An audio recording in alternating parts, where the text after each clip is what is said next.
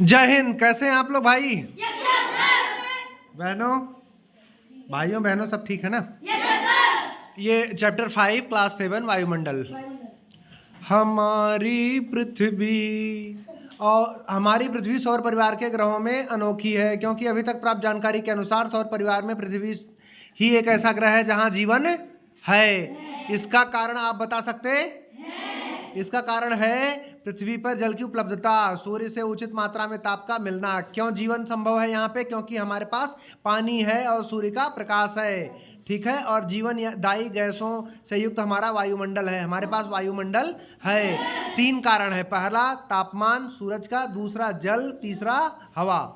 अगर यह वायुमंडल न हो तो पृथ्वी भी चंद्रमा की तरह वीरान होती। अब आप सोचेंगे कि वायुमंडल क्या है, आइए जानें। पृथ्वी के चारों ओर विभिन्न गैसों के मिश्रण का एक आवरण घेरा है, जिसे वायुमंडल कहते हैं, जो कई 100 किलोमीटर की मोटाई पर फैला हुआ। वायुमंडल का संगठन। सामान्य रूप से वायु कई प्रकार की गैसों से मिलकर बनी है, परंतु इसमें 99% भाग 2 प्रमुख गैसों का है। इनमें से एक नाइट्रोजन है, जो कि 78% है। बाकी वायुमंडल पृथ्वी, पीले बॉक्स वाला देख लेते हैं। वायुमंडल पृथ्वी के साथ क्यों टिका हुआ है? आप जानते हैं कि पृथ्वी अपने आकर्षण शक्ति के कारण प्रत्येक वस्तु को अपनी ओर खींचती है, गुरुत्वाकर्षण जिसको कहते हैं। वायु गैसों के छोटे छोटे अणुओं से मिलकर बनी है, अतः पृथ्वी की आकर्षण शक्ति वायु को इन गैसों को आकर्षित कर वायुमंडल को पृथ्वी के साथ टिकाए रखती है। नाइट्रोजन 78% था। दूसरी गैस है ऑक्सीजन, जो 21% है। शेष 1% में argon, carbon dioxide, hydrogen, helium, ozone आदि सम्मिलित हैं। जैसा कि आप सभी जानते हैं, अब इसमें सवाल ये पूछा जा सकता है कि सबसे ज़्यादा गैस कौन सा है? नाइट्रोजन। और उसके बाद कौन है? ऑक्सीजन। उसके बाद आर्गन है, उसके बाद कार्बन डाइऑक्साइड, फिर हाइड्रोजन, फिर हीलियम, फिर ओजोन है। इस तरीके से इसको पढ़ सकते हैं। आप जानते हैं कि हम सब ऑक्सीजन के बिना सांस नहीं ले सकते हैं। इसी तरह पेड़ पौधों के भोजन बनाने के निर्माण के लिए कार्बन डाइऑक्साइड और उनके विकास के लिए नाइट्रोजन की आवश्यकता होती है। पेड़ पौधों को क्या चाहिए? कार्बन डाइऑक्साइड चाहिए और नाइट्रोजन चाहिए होता है। अब ये बॉक्स वाला देख लेते हैं, रेड वाला। क्या आप जानते हैं कि नाइट्रोजन जो वायुमंडल में सबसे अधिक मात्रा में पाई जाती है, इसका क्या लाभ है? नाइट्रोजन पौधों के लिए आवश्यक होता है, जिसे पौधे वातावरण से सीधे ग्रहण नहीं करते हैं, बल्कि मिट्टी व पौधों में पाए जाने वाले बैक्टीरिया के द्वारा लेते हैं। दूसरे, नाइट्रोजन की अधिक मात्रा आग लगने की संभावना को कम करती है। सोचो, अगर नाइट्रोजन के स्थान पर ऑक्सीजन सर्वाधिक मात्रा में मिलती तब क्या होता? तब ज़्यादा आग लगती। आग लगाने में ऑक्सीजन का ज़्यादा काम आता है और आग को रोकता है नाइट्रोजन, कार्बन डाइऑक्साइड। वायुमंडल के गैसों के अलावा जल वाष्प और धूल के कण भी पाए जाते हैं। धूल के कण जल कणों को अपनी ओर आकर्षित करते, जिससे जल बूंदों का निर्माण होता। बादल, वर्षा, कोहरा आदि इन्हीं के कारण संभव हो पाता। वायुमंडल में जो कण जमा होते हैं उसी से कोहरा बनता है। अब ये आपको सोचकर लिखना है। और ये जो चित्र बना हुआ है, देखिए, वायुमंडल की परतें। आप जानते हैं कि पृथ्वी वायुमंडल की गैसों को अपनी ओर आकर्षित करती है, जिससे पृथ्वी के पास वायुमंडल से भरी गैसें पाई जाती हैं और अधिक ऊंचाई पर हल्की गैसें मिलती हैं। इस प्रकार तापमान और वायुमंडल के घने पन के आधार पर इसे 5 परतों में बांटा जाता है: क्षोभ मंडल, समताप मंडल, मध्य मंडल, आयन मंडल, बाह्य मंडल। 5 मंडल कौन कौन से हैं? क्षोभ मंडल, समताप मंडल, मध्य मंडल, आयन मंडल और बाह्य मंडल। अब देखिए, हम इसको वायुमंडल के सबसे निचले परत को क्षोभ मंडल कहते हैं। कौन सा मंडल कहते हैं? क्षोभ मंडल। यह परत धरातल से लगभग 15 किलोमीटर की ऊंचाई तक पाई जाती है। धरातल से इसकी ऊंचाई ध्रुवों पर लगभग 8 किलोमीटर और विषुवत रेखा पर लगभग 18 किलोमीटर तक है। यह वायुमंडल का सबसे घना भाग है। यह परत में धरातल से ऊपर जाने पर प्रति 1 किलोमीटर की ऊंचाई पर 6.5 डिग्री सेंटीग्रेड की दर से तापमान में कमी आती जाती है, इसलिए इसे परिवर्तन मंडल भी कहते हैं। क्षोभ मंडल को क्या कहते हैं? और परिवर्तन मंडल। परिवर्तन मंडल किसको कहते हैं? क्षोभ मंडल को ही। आप मौसम संबंधी अनेक घटनाएं जैसे कोहरा, बादल, ओला, तुषार, आंधी, तूफान, बादलों का गरजना, ये सब इसी मंडल में आप देखते। बिजली चमकना आदि सभी देखते हैं। अब अगर पूछा जाए, सवाल आए, मौसम का परिवर्तन किस मंडल में होता है, तो आप क्या कहोगे? क्षोभ मंडल में है, ठीक है। यदि यह सभी घटनाएं इसी क्षोभ मंडल में घटित होती हैं। इस प्रकार धरातल पर पाए जाने वाले सभी जीवधारियों के लिए क्षोभ मंडल महत्वपूर्ण परत समताप में ओजोन परत पाई जाती है।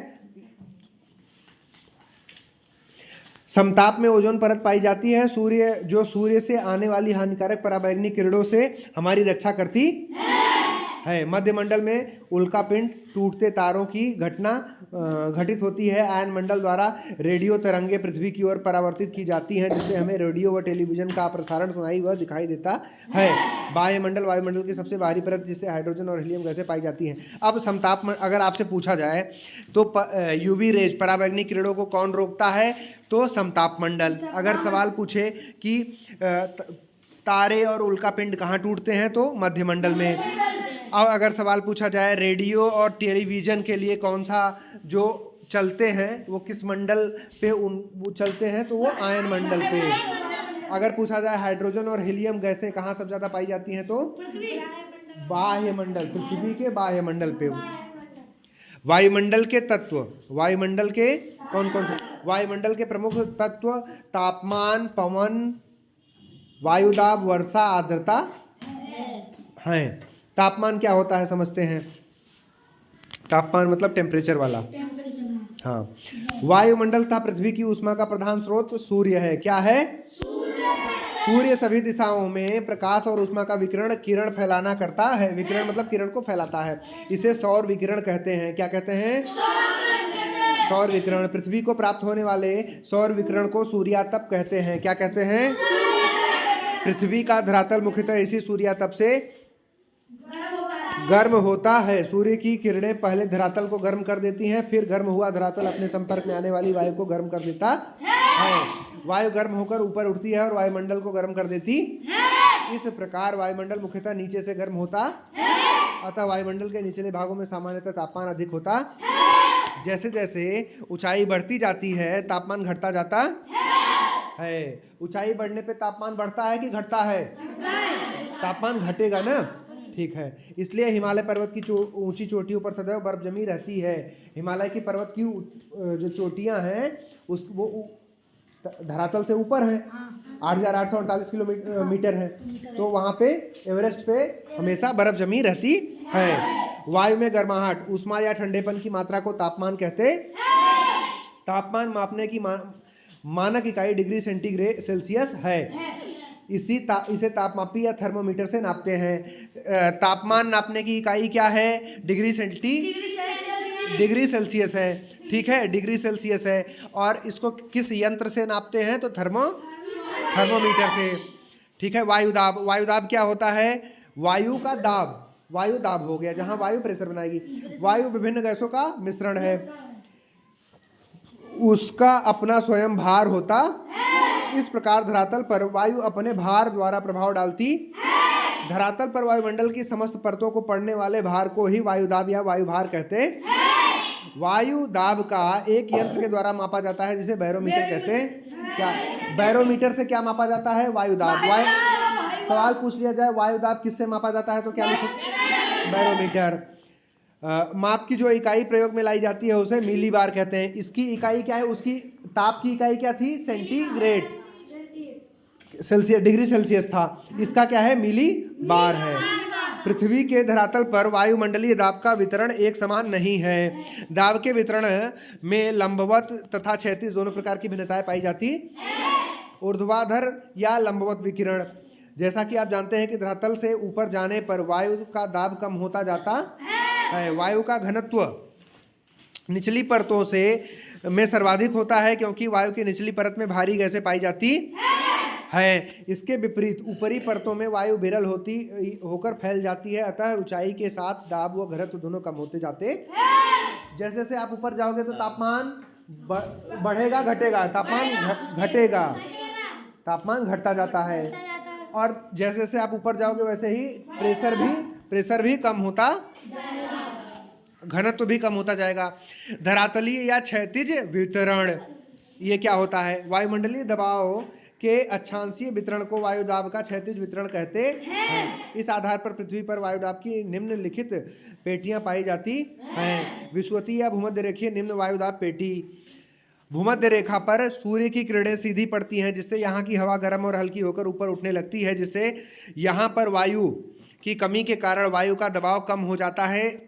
इस कम दबाव वाली पेटी को शांत पेटी या डोलड्रम पेटी कहते हैं। अब ये डोलड्रम पेटी, ये देखिए मैप में देखिए, इसको क्या कहते हैं? ये जो भूमध्य रेखा है 0 डिग्री के 5 डिग्री नॉर्थ और 5 डिग्री साउथ के बीच में ये शांत पेटी पाई जाती है, डोलड्रम।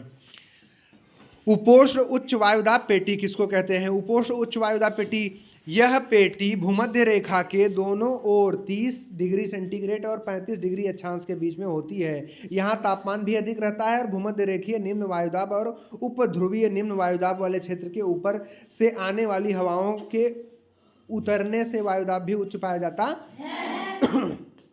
सामान्यतः वायुदाब तथा तापमान में विपरीत संबंध होता है, अर्थात जब तापमान ज़्यादा होता है तो वायुदाब कम होता है, जब तापमान कम होगा तो वायुदाब क्या होगा? ज़्यादा होगा। इसलिए कहा जाता है कि जब थर्मामीटर ऊंचा हो तो बैरोमीटर नीचा और थर्मामीटर नीचा हो तो बैरोमीटर ऊंचा होता है।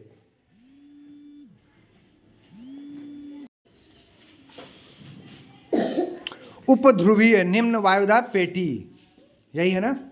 यह पेटी 60 डिग्री से 65 डिग्री अक्षांश के आसपास दोनों गोलार्धों में पाई जाती है, उत्तरी और दक्षिणी दोनों गोलार्ध में पाई जाती है। पृथ्वी के अपनी धुरी पर घूमने के कारण इस क्षेत्र को वायु ऊपर उठकर ध्रुव तथा उपोष्ण उच्च दाब क्षेत्र की ओर चली जाती है, जिससे इस क्षेत्र में वायु विरल हो जाती है, अतः यहाँ निम्न वायुदाब पाया जाता है, जबकि तापमान भी यहाँ कम रहता है। ध्रुवीय उच्च वायुदाब पेटी, यह पेटी उत्तरी और दक्षिणी ध्रुवों पर 90 डिग्री तक पाई जाती है। यहाँ पर सूर्य की किरणें वर्ष भर तिरछी पड़ती हैं, अतः तापमान स्थायी रूप से बहुत ही कम रहता है, अतः ध्रुवों के ऊपर उच्च वायुदाब पाया जाता है। वायुमंडल की आर्द्रता, वायुमंडल की आर्द्रता, वायुमंडल की आर्द्रता, वायुमंडल में उपस्थित जलवाष्प को आर्द्रता कहते हैं।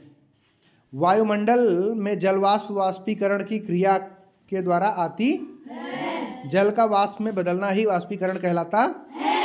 जब सूर्य की किरणें धरातल पर पड़ती हैं तब जहाँ कहीं भी थोड़ी सी नमी होती है वह वाष्प में बदल जाती है और यह वाष्प वायुमंडल में आ जाती है। जब ताप घटने पर जलवाष्प जल में परिवर्तित हो जाती है तो उसे क्या कहते हैं? संघनन कहते हैं। क्या कहते हैं? संघनन द्वारा ही ओस, पाला, कोहरा, बादल तथा वर्षा होती है। वर्षा क्या होती है? वर्षा किसी का नाम नहीं, जो बारिश होती है उसकी बात हो रही है, ठीक है। वायुमंडल में जलवाष्प का लगातार संघनन होने पर संघनित कणों के आकार में वृद्धि होती है। जब ये कण बड़े और भारी हो जाते हैं तो पृथ्वी के धरातल पर गिरने लगते हैं। जब ये बूंदों के रूप में धरती पर गिरते हैं तो इन्हें वर्षा कहते, लेकिन जब ये हिमकणों के रूप में गिरते हैं तो इन्हें हिमपात कहते।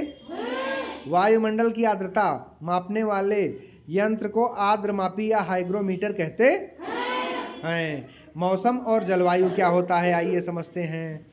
आपने कभी बदलते हुए मौसम को देखा है? बिल्कुल देखा है। दिन में हल्की हल्की ठंडी ठंडी सुहावनी हवा चल रही हो, तभी अचानक वर्षा के साथ साथ बड़े बड़े ओले पड़ने लगे। इसके बाद मौसम साफ हो जाए और तेज धूप चमकने लगे।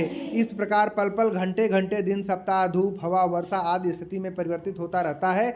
यही दैनिक परिवर्तन मौसम कहलाता है। रोज रोज जो बदलता है वो मौसम कहलाता है। इसके विपरीत लंबे समय तक किसी क्षेत्र विशेष की मौसमी दशाओं के योग को जलवायु कहते।